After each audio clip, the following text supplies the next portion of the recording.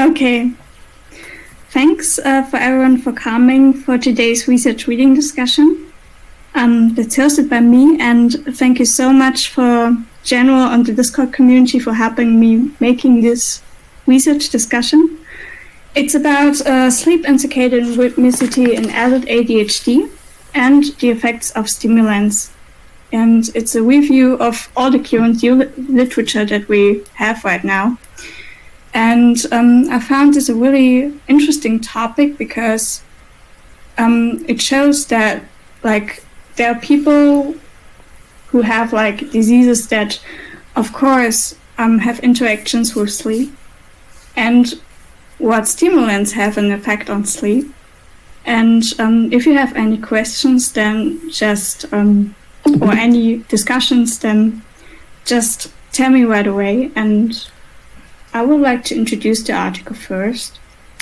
ADHD is a disease with a prevalence of 4.4% in the USA. And as a comparison, there's a 7.1 prevalence for depression. So it's not that seldom of a disease. And these numbers are for adults only. They said that the symptoms are attention problems, hyperactivity, and impulsivity. And that the people often have code disorders, sleeping disorders, insomnia, which leads to more daytime sleepiness, of course, and a decrease of attention as a result. By then the symptoms can worsen, because when you're sleepy, then you, of course, cannot concentrate very well. And right now, ADHD is treated by stimulants, partly. And what the authors knew to then, or were wondering to then, is if the stimulants are the reason why, or they think that stimulants make a better sleep maintenance or a circadian preference, which may be the reason why the people feel better when taking stimulants when having ADHD. They also told that, objectively, the people have increased motor activity at night and feel like they have a reduced sleep quality. And until now, the authors know that stimulants improve sleep parameters. And for children, they found out that the melatonin onset is later than for healthy children. But this is only for children. And so they want to know more about ADHD and sleep and what stimulants kind of do to it, and if there are chronotype differences. So they asked the people if they feel like they have problems sleeping, like sleep onset latency, if they have trouble with sleep maintenance, or problems with waking up, more difficult. And if they have a shorter total sleep time. They also, other studies try to find out if you can make it objectively with polysomnographic and actigraphic measurements. All the studies were kind of really different from what they showed, or how they measured these things, but they were the same things that they said is their hypothesis. They also wanted to know if stimulants change anything about it. And they said, okay, we think that stimulants increase the sleep onset latency, but the people can sleep through better and with less interruptions. And that there are less problems waking up, because normally you take them in the morning and it makes you awake. So, yeah.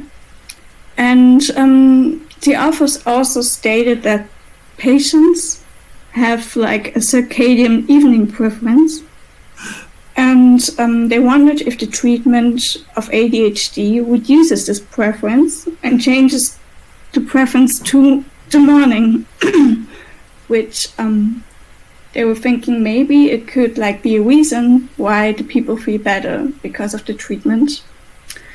And they were also saying that the treatment effects are that they have like an increased sleep quality and more morning preference, which may be the reduction of the symptoms.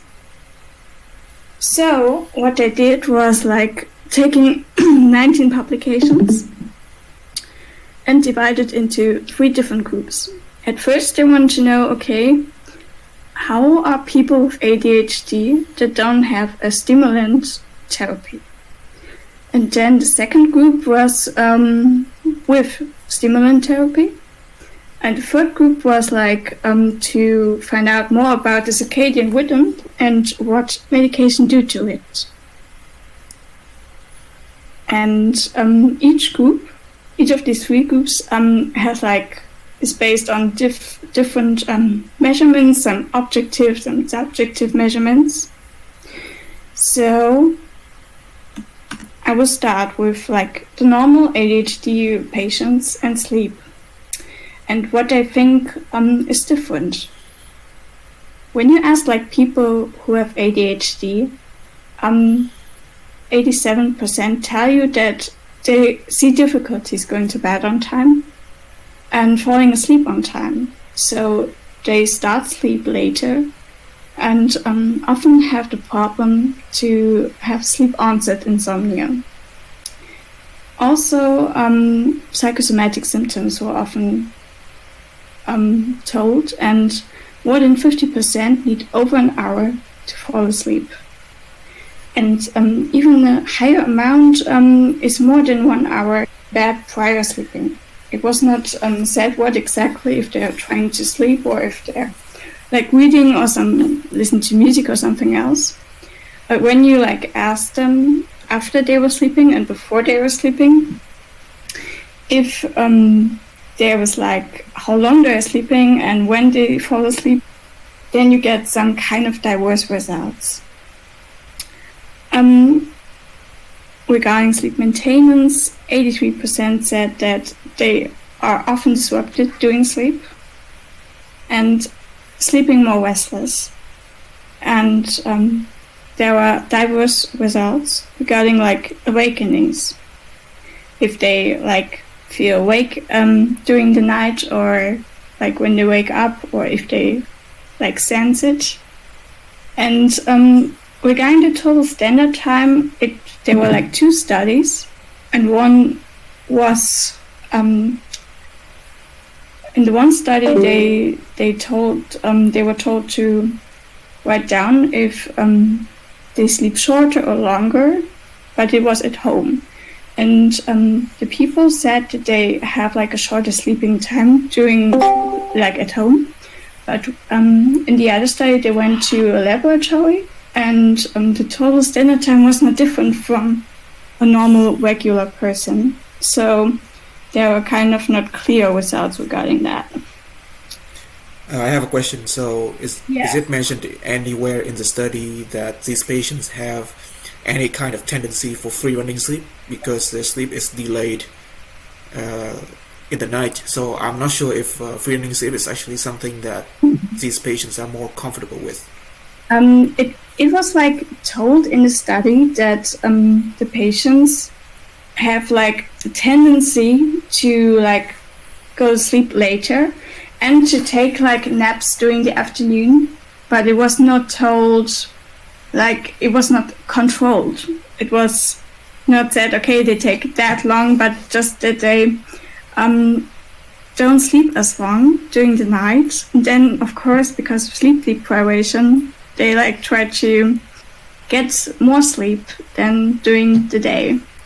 So most of the implications point to the fact that they still follow a 24-hour sleep schedule, right? Not more than that. I'm not quite sure if they state anything about that. They were just like saying that they are not like really consistent with their sleep, and that there is like trouble with the daily times, like being at work and everything, because normally they would like to sleep in because they fall asleep a lot longer. Maybe I have like a that shows I have like the slide for the delayed sleep phase disorder that 25% of these patients meet like this requirement, and that there's more often and more extreme evening chronotype, and delayed mid-sleep on 3 days to correct the sleep deprivation.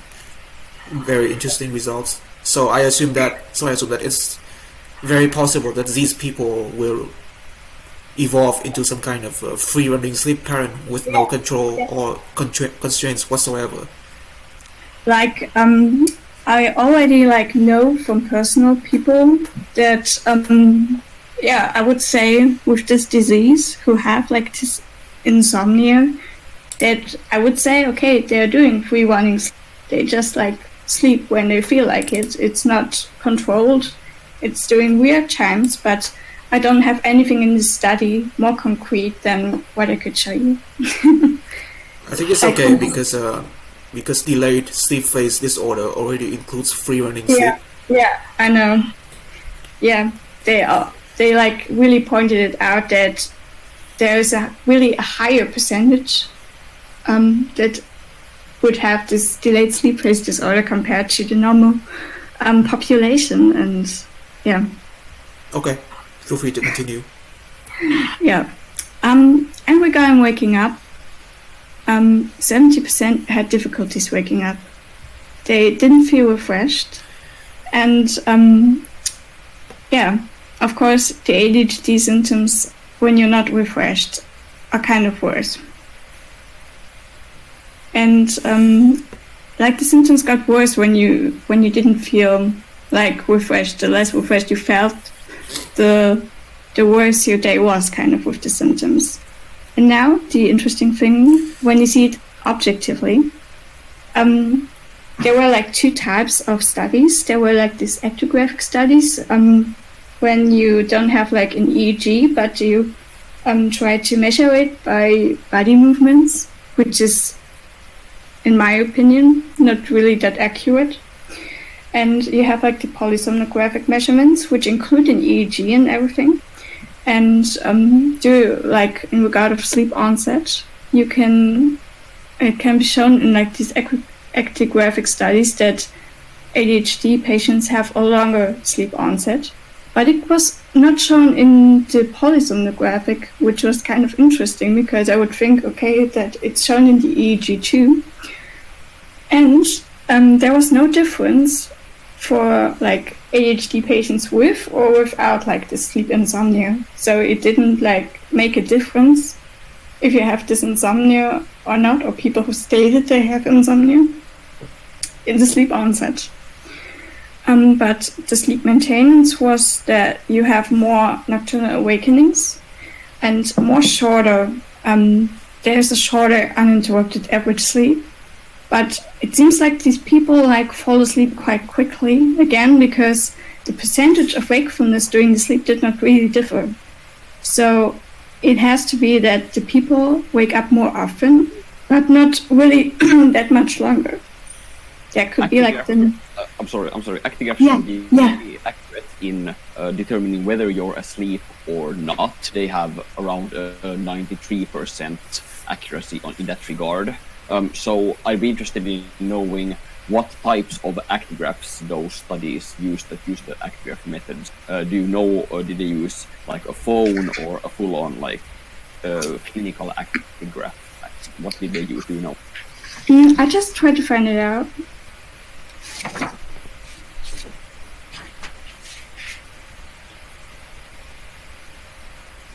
There were like 3 actigraphic studies. So I think it's kind of different. There has this one... I was wondering if they show it.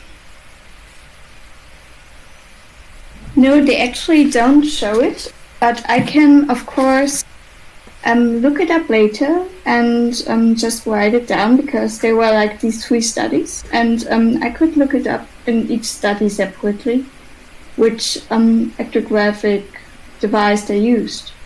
But it was recorded over 1 week.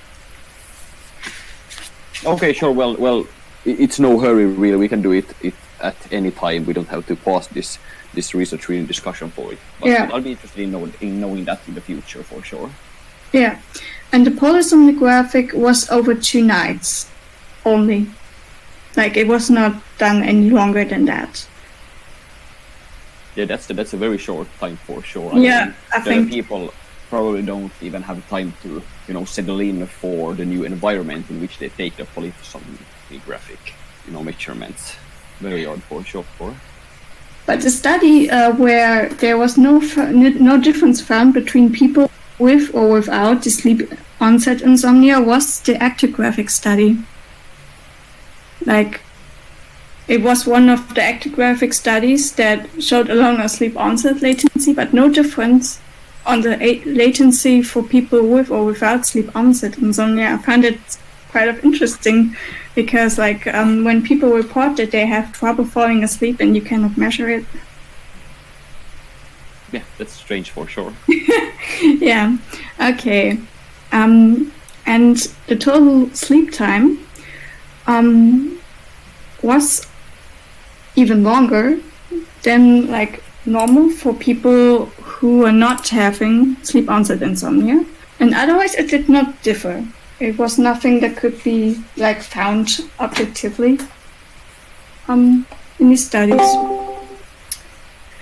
And regarding waking up, it could be shown that the people wake up later than controls for 45 minutes, and that ADHD patients with insomnia wake up later than without them.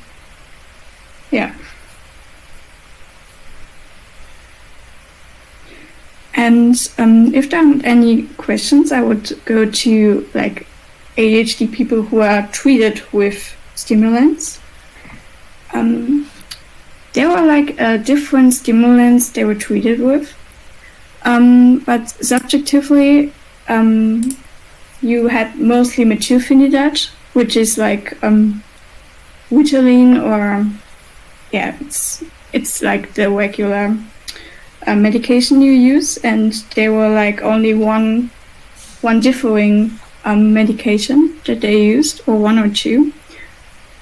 And they said that they felt that the stimulants reduced the time to fall asleep, and kind of quite a bit, because before it was 106 minutes, which is when more than 50% stated that they need over an hour to fall asleep. It goes along with these numbers, to 26 minutes, which is a lot. And there was only one study that showed this result, and there was another study that had a difference, but not significant, not statistically significant, and there were diverse results, which were kind of different for the insomnia symptoms only of the stimulant intake. It showed that when they take the stimulants, that they have a reduced number of awakenings. And even in the laboratory, they could show that the trend goes to fewer awakenings. But the total sleep time did not. There was no difference between placebo, and LDX is one of the other medications, I think. There was no difference between that. And the waking up was there were really diverse results. Some felt better after taking stimulants. Some did not feel better. They were inconsistent results at all. When you take all these results.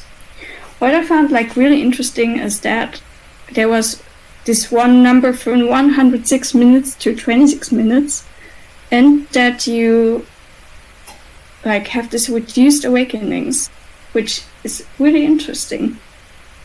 Objectively, there are diverse results, but they kind of made sense to me. There were like one study that gave the last dose of medication at 8 p.m.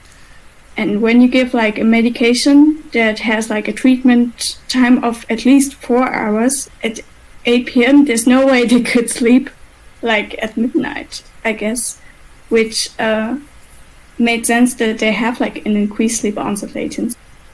And the other study that they took the last dose at 4 p.m., there was no difference between controls and patients. And another study showed that during the treatment, they had like a decreased sleep onset latency. And I think that these diverse results were kind of based also on the time when they gave the last medication. There is also one critique point that I would like to point out, because when you have like the last dose at 8 p.m. to give a stimulant, then I don't know how you can sleep without having sleep onset latency. The sleep maintenance, they had like diverse results too. Some stated that there is a reduced nocturnal awakening and a lower percentage of wakefulness during night and more uninterrupted sleep. And another one said, okay, there's no difference, but there was no study that said that the people woke up more often. And regarding the total sleep time, there is a reduced total sleep time that could be shown. Maybe there are like different reasons for that. I mean, when you were, for example, in this group with the late sleep with the increased sleep onset latency, then of course when you have to wake up in the morning, you have like a reduced total sleep time. Maybe these are the reasons. Okay, are there any questions regarding the stimulant therapy? I mean, it's kind of similar to what we have recommended to people who come here to try different kinds of polyphasic schedules anyway, because it is recommended that we don't drink caffeine way too late in the day or very close to any of our sleeps, because caffeine as a stimulant has a 6.5 hour half-life. So what that means is that after 6.5 hours, there's still half of it in the body. Yeah. And so because it is actually very potent, that can remain in the body after several hours, even up to something like 15 hours or something like that. I'm not quite sure of the exact number, but something around that range. That means that stimulants can definitely have strong effects on the body. I mean, if you have like no difference in the sleep onset when you gave, for example, medication earlier, then you can maybe say, okay, this is the latest point of time you can take this medication, regarding on what schedule you're doing, and no later than that I don't know if you can say, okay, until that time and that dosage is okay for your body, like of course when you like talk with your physician about it. I found it like quite interesting, because like 4 p.m. is also a really late time, and when there's no difference at that time, maybe I don't know. Is it specified that any kind of specific stimulants are used? Like is it caffeine? Is it amphetamine or something like that? It's methylphenidate, which is like, it's not a clear amphetamine, but it's like I don't know how to say that. It's based on that. It has like the same negative or the same negative results when you take it. Like it's more difficult to fall asleep when you take it really late. And I think like it's like the caffeine and like amphetamine, they have like the same disadvantages, I guess. But I don't know regarding the dosage, if you can say, okay, when you take that dosage until that time, then you're okay. But I think it's really difficult really for polyphasic sleep to do that because of the naps. Yeah, timing is obviously more difficult. Yeah, it really is. Yeah, I just want to say here that the most amphetamines actually have a very short half-life, but they're very potent in the time that there is enough of it in your system. So it might be okay for some of those compounds, but there are several that aren't okay. And when you choose a stimulant that you are going to use when you're sleeping polyphasically, it needs to have a very low half-life, and it needs to have a very clear threshold so that the negative effects don't last longer than the positive ones, you know. Of course. But I think like for people who really have like ADHD, when they have like a more uninterrupted sleep, then I don't know like if the advantage of having like less interruptions during the sleep, I don't know if it weighs out like later sleep onset. I would wonder like if like it's better to have like uninterrupted sleep compared to have later sleep. Interrupting your sleep will at least decrease the quality of it for the next cycle, possibly more sleep cycles. So it depends entirely. It's a very tricky question for sure, and it depends on the sleep onset latency. Like if it's only, let's say, 10 minutes later, comparing that to interrupting a sleep cycle, I'd say that the higher sleep onset latency is to be preferred, but it depends on several factors. I think like when it's like the 106 versus the 26 minutes, it's like over an hour, and over an hour can make such a big difference.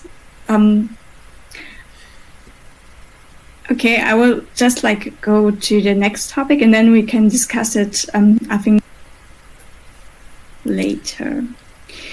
Now I go to the circadian rhythm, and at first I want to present like the aspect of symptoms and chronotype, like in a subjective way. They found out like for males that in the evening they are more inattentive, impulsive, hyperactive, and have therefore more ADHD symptoms, and that there seems to be an association between circadian preference and the daytime attention, memory, and social functioning. And they stated that like in the morning, when they have a morning preference, then they're functioning better, and that the ADHD symptoms are less. And for females, it's the same. It's not the hyperactivity they stated, but the inattention and other ADHD symptoms. And so they said overall that like when you tend to have like a more evening circadian rhythm and less morning, then you have like a higher ADHD, and therefore you have a higher symptoms that you try to like go on therapeutically. And another thing subjectively is that, like I just said, that there are more often and more extreme evening chronotypes in ADHD patients, and that a lot of them try to correct the sleep deprivation with later mid-sleep on 3 days. So maybe the weekends they just like sleep in. It's not like a constant good sleep when you have to make out for it on the weekend. And that 40% are kind of like the evening type. They tend to be more awake late and not the morning persons. And 25% meet the requirements for delayed sleep phase disorder. And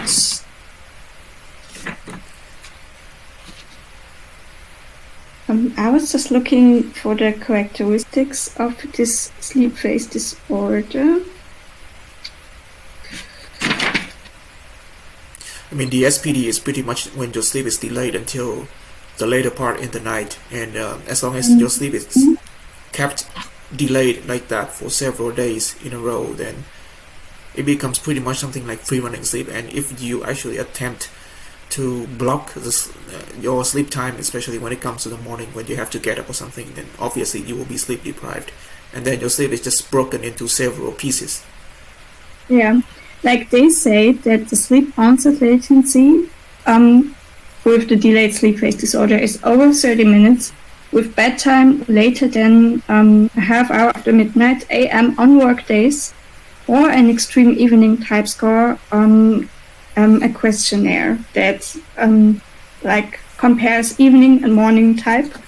And like this one study showed that 25.8% versus 2.1% have like this delayed sleep phase, or that people would meet the requirements for that, and that people who have this sleep phase disorder are more likely to have like a high score in ADHD. So you can also make it when you have like normal people or people that don't know about like their diagnosis, and you would like let them make this test if they have like the sleep phase disorder. When you have like high results, that you would be more likely to find a person with ADHD. That's like I understood it, which is like really interesting. Yeah, 25% is actually not that low at all. It's like 1 out of 4 ratio. Yeah. And so the last time that we talked about free running sleep and how bad it actually is, it only goes to show that from this discussion, ADHD is also one of the causes that direct the way you sleep, and you end up sleeping that way even if you don't want to do so. And I mean, ADHD is like only one disease. There's depression too. There are like a lot of diseases where you may have like this delayed sleep phase disorder, and by that, yeah, you can see that free running sleep is not without consequence, I guess. Now I would like to present like the objective things that they found out.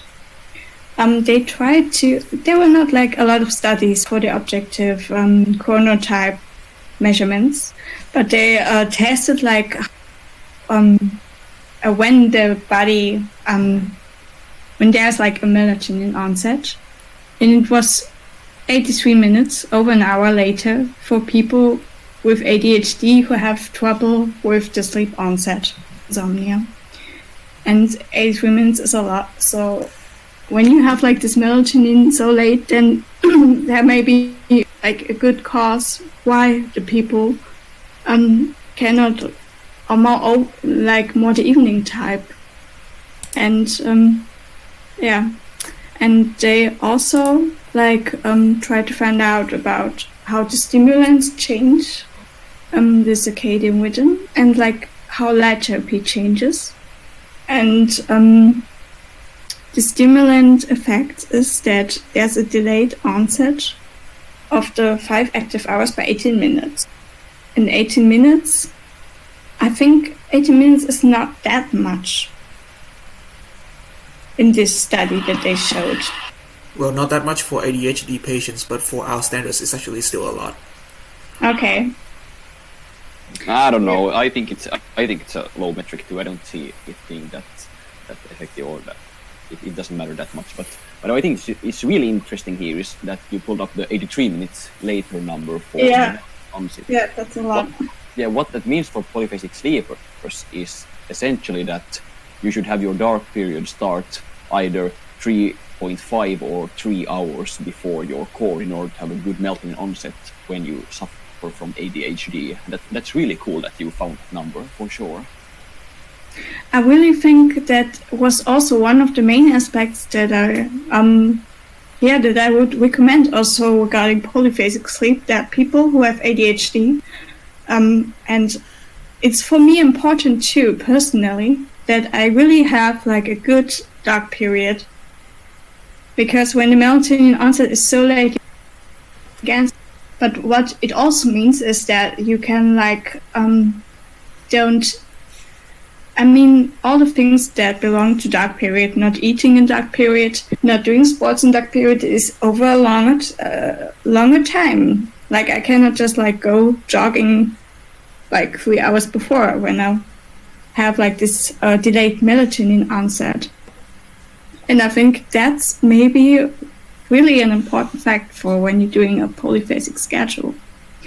What was also interesting is found that like when you do a light therapy, that's also for people who are depressed. You can do it with them too.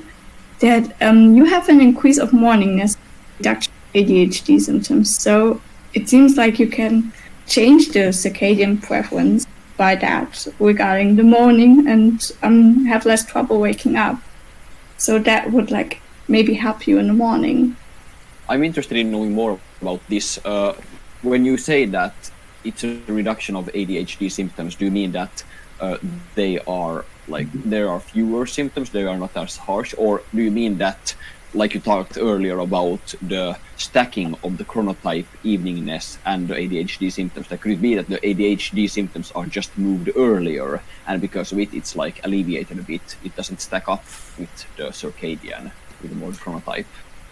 I think like when they mean reduction of ADHD, it's like meant that like when you're in the morning, ADHD people often have trouble like starting the day, like getting focused, having all the things together, and like they need a lot more time in the to like getting organized.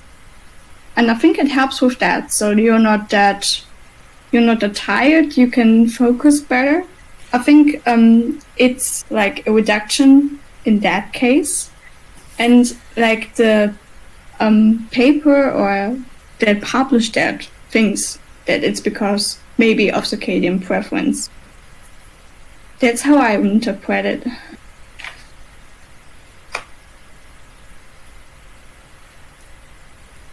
Okay. I just read like what they say about it, and they say that like treating patients with light therapy resulted in an increase in morningness, which was correlated with a reduction in ADHD symptoms. So I have to change it, I'm sorry. Which was in turn more closely related to a phase advance in circadian preference than to an amelioration of depression. That was what they stated about that, and I guess maybe I should change it then. Okay, so I would want to come to the discussion point and how relevant is it for polyphasic sleep. And I also found like the later melatonin onset really important. So even if you're done doing like polyphasic sleep, you should definitely do a dark period. And when you're on a schedule, it's even more important. So I think it should be recommended to start it way earlier, like an hour, I think at least. And that light therapy could be something like they stated it to shift the circadian rhythm, which, like they said, would decrease the symptoms. Like in the earlier studies, they said that morningness is associated with less symptoms. And that people who have like this delayed sleep phase disorder in ADHD, I'm not sure if I'm right in that, but when you like decide for a certain schedule and for a certain time, you should keep it in mind that when you don't do like a good dark period and follow the rules, that your core could be like shortened by a not really irrelevant time, and that you would not like get the sleep that that it's planned, and that you're not getting like maybe the whole 6 hours from it or anything, because you have a lot more trouble to fall asleep. And what I also think is like when you have ADHD, then maybe a clear sleeping structure when you don't have one could also help with symptoms. On the other hand, it's like really not that easy, and that sleep hygiene could help you with your symptoms. So you could use Polyphasic or like a basic schedule as a help too. And maybe you could choose that also because it promotes morningness. You're not sleeping in, I don't know, to noon when you're on a schedule and it's important to you. So maybe your symptoms could be better by that. I don't know what your opinions on that are. But these are the things that I found for me important. I think there are more things in this article, but these are the things that I think are relevant for poly. I think these are good points. You bring up the most important parts here, and if we look at like outside this, if we look at schedule specifics, most people with ADHD apparently go to sleep later. So I'd say that everyone's schedules are better for them. I also think that immediately exposing yourself to light after you wake up sounds like a good idea, as you presented here. So because of that, the dual core schedules and tri-core schedules don't sound like good ideas because you have the mid-core gap there where you need to stay awake in darkness, and it could be very harsh to do that for sure. But for me, I found like that since I'm doing like a polyphasic sleep, that I have like also a better sleep quality, and because you have a more clear structure, it's I think like ADHD people are not the most planners, or that they have problems planning the day and like having a clear structure how your day is, and that also regards of sleep. And I think when you have like a clear plan when you want to go, when is your dark period, they could like really help you, and I've like make a positive effect for it. Okay, I have a question for you. You don't have to answer it if it is too personal or anything like that. So since you have ADHD yourself, and judging from this study's criteria, do you consider yourself to have a high score or low score on ADHD? I used to have a high score, but now I'm a low score. And is it because of new changes in sleep pattern and diet, or any other factors, or you take stimulants and it gets better over time? I think it's because of stimulant therapy and because of other therapies. But what really helped me was it helped me with like the time I need to fall asleep.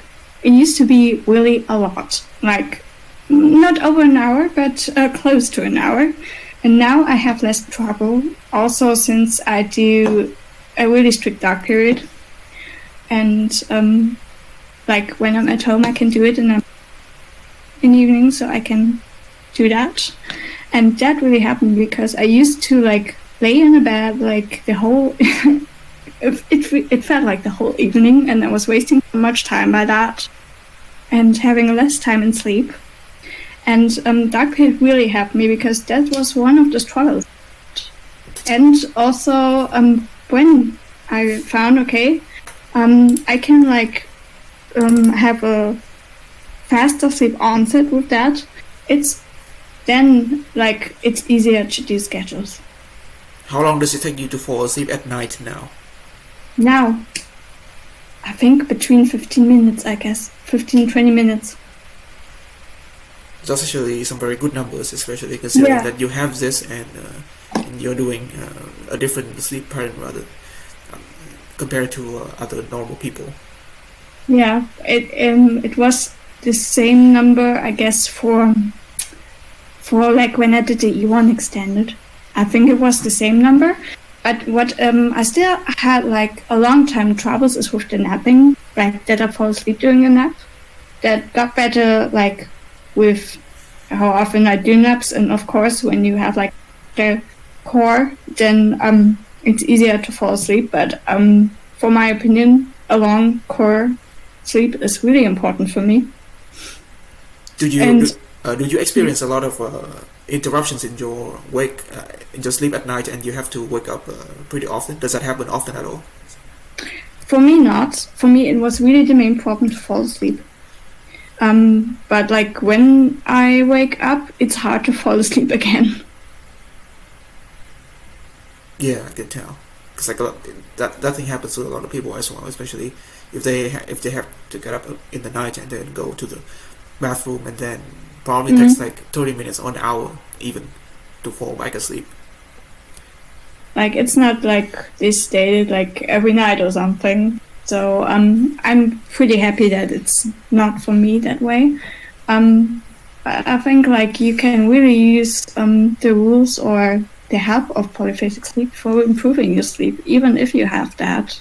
It doesn't mean you have like to completely avoid like polyphasic sleep, but you should, in my opinion, avoid some schedules, like schedules with a really low total sleeping time, especially when you know that your symptoms get worse with that, because adaptation will be so hard with doing like more difficult schedules. I think sleep reducing schedules are pretty much very unviable for people with high ADHD scores in the first place. Not even something like biphasic sleeping could even really help them, especially if it starts to reduce sleep just a little bit. Because what I think is that the sleep deprivation will get more and more intense with each day passing in the adaptation period, and then all other problems within the body and the mind with the ADHD symptoms, it will be very hard to keep up with the schedules itself. Yeah, I think that it should not be said that people should avoid polyphasic sleep, but there should be like some rules for them.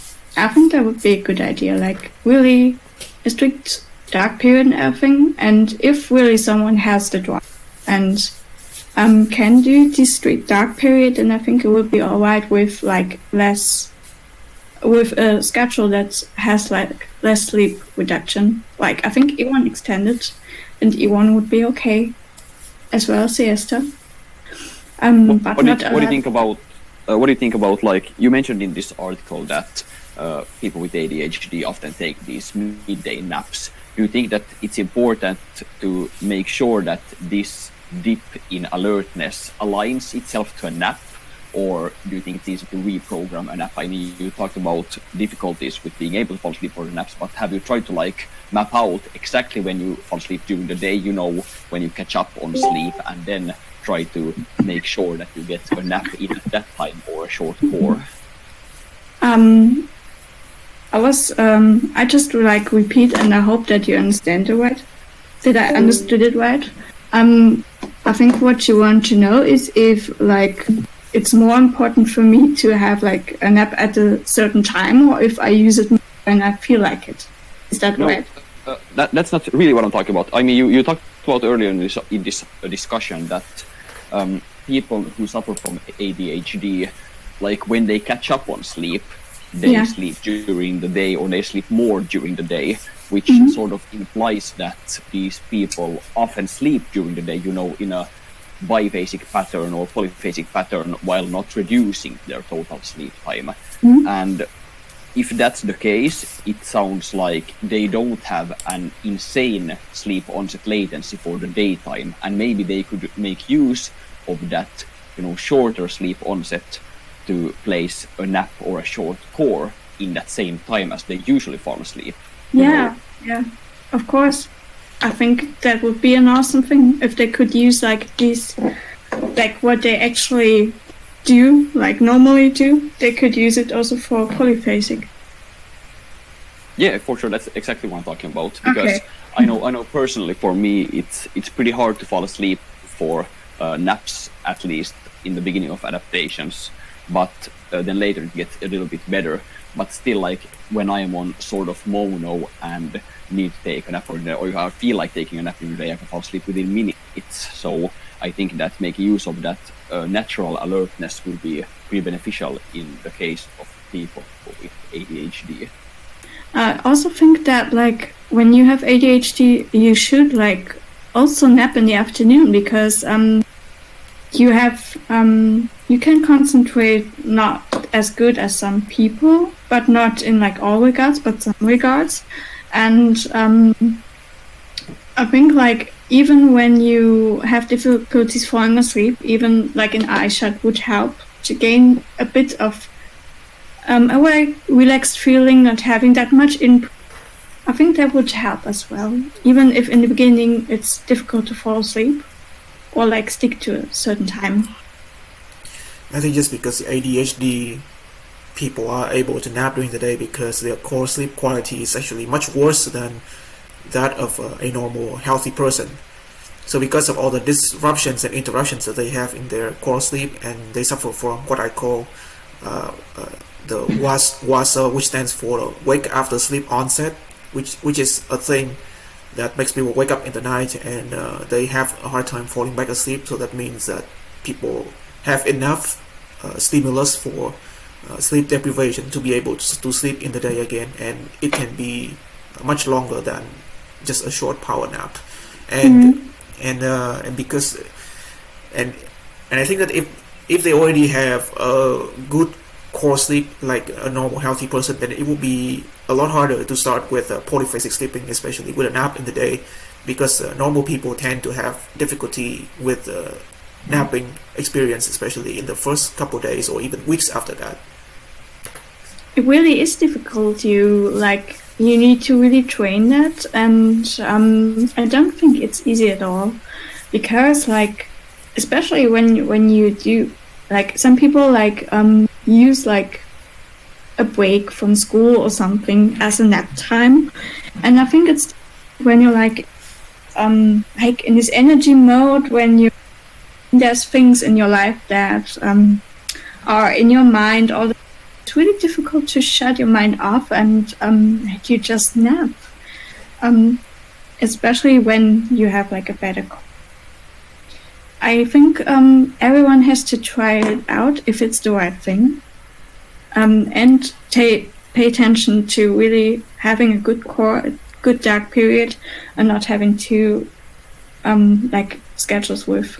Yeah, the safest possible route for ADHD people to take when they want to do polyphasic sleeping is just to do a non-reducing biphasic sleep pattern, because we have seen it proven that biphasic sleeping is very common and is healthy, whether it is a nap in the day or separating the core sleep into two, as in the form of segmented sleep at night. So by not trying to reduce sleep and risking even worse sleep quality and sleep deprivation symptoms that directly affect mood swing and emotion, then I guess that would be a safe start. And non-reducing biphasic schedules isn't something that are out of place either, because we have had a discussion on medical students in the past, and we saw that they also did some kind of biphasic sleeping, but they didn't directly reduce sleep either, so it still works out in that sense. Yeah, I made a lot of my colleagues from college used naps, because otherwise you could not learn all these things. It really was necessary for a lot of them, and they didn't cut their sleep down, in over 1 hour or something. But they used nap as a power nap. I was seeing at least 5 people doing it, every time we went learning. In a power nap, in a research paper that I found, I mean, you can go to the sleep research discussion channel. There is a research that I found that says that if you can afford at least 3 minutes of NREM2 in your power nap, then that means that you have already acquired some kind of recuperative effects for your body, especially if your mind is able to rest, even if it's just that short. So you don't really need a ridiculously long amount of REM sleep or NREM2 either. You just need just a little bit. And I mean, if that's true for a person, then it would be also a benefit for ADHD people, because they're overwhelmed by the normal life. It's or some are, and then when you have these 3 minutes, then it will be also a benefit, I think, if you can have these 3 minutes. And I also think that power naps are better suited for ADHD people, because imagine if they take a 2 hour or 2.5 hour siesta in the day, then that would be pretty much catastrophic for them to sleep in the night again. Yeah. I think like doing it too late is not that good. But I mean, like, I don't know. I think everyone should like try it out and of course speak to their doctors, which is, I think, really important, because especially when there are medications, you need to think about like which times are suitable. When you are taking medication over the day, really, you really need to time them to do like some good nappings and have a good core. And I think when you have talked with your doctor about that, then why don't you a polyphasic schedule, which is kind of a bit easier? I don't know what to tell you exactly, but napping is a little bit similar to taking stimulants, because you can't do that too late in the day. It would definitely mess with your sleep at night. Yeah, and I was like wondering if like people who have this delayed sleep phase disorder, if they would also like have benefits from that. I mean, with like this with starting dark period earlier and having light therapy maybe, and also choosing a strict schedule that gives them some structure and sleep hygiene.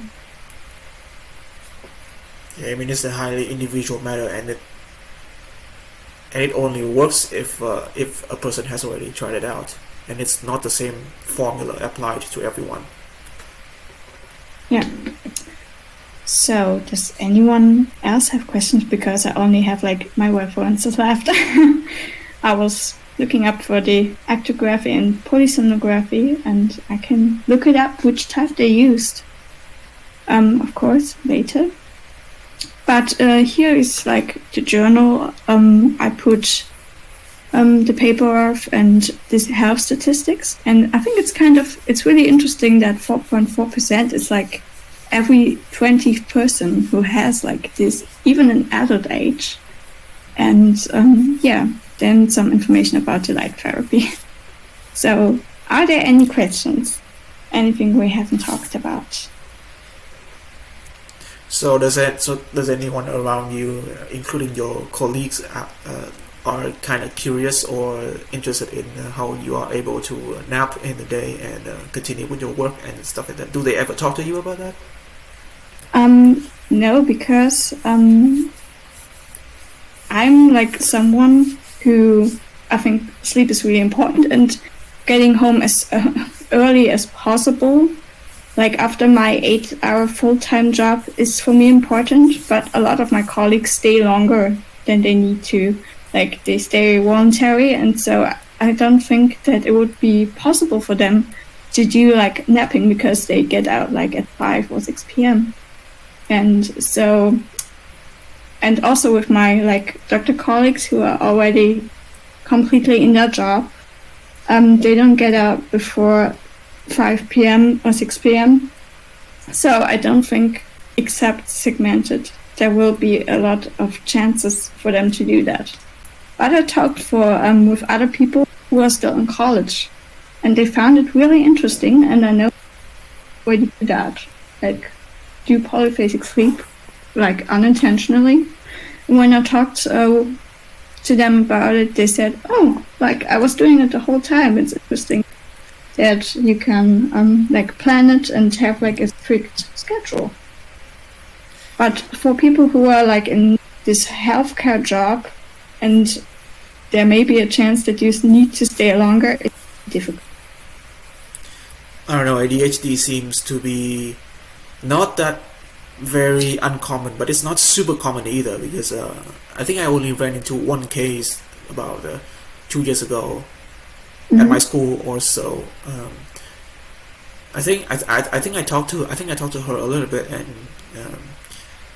out of curiosity, and she said that she couldn't do any kind of naps or whatever because that would directly interfere with her night sleep, whatever nap length that she decided to go for. So it was straight up impossible. I was thinking that a long time too, but I didn't know that much about sleep back then. And I also got my diagnosis really late, so I didn't even know that I was that it could be like the reason for the problem. I was just thinking, okay, I'm not good at napping, but with practice, I think, yeah, you get better every time. As long as it's realistic. What is realistic? I think, do you think that, do you want to know if it's realistic for me, or do you think it's realistic for people to do naps?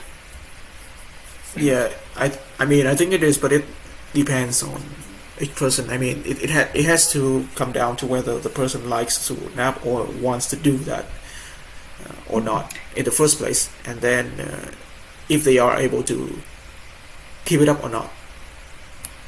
What really helps is like doing meditation, because you cannot easily shut your mind off. It does not work when you don't have experience, like with doing meditation or anything else.